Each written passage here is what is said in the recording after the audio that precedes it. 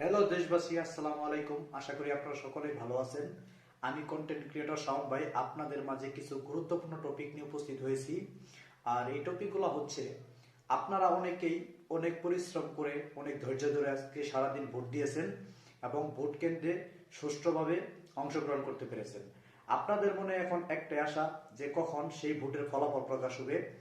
আপনারা যেখানেই ভোট দিয়ে থাকেন না কেন, আপনারা অবশ্যই এটার ফলাফল জানতে পারবেন।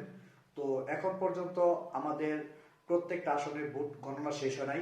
আর এই ভোট গণনা শেষ হওয়ার পরেই আপনারা খুব সুন্দরভাবে সুসংবাদটি জানতে পারবেন, আপনাদের মনের ভাব প্রকাশ করতে পারবেন এবং আপনারা জানতে পারবেন যে কে আসলে কতটুকু ভোটে পার হয়েছে।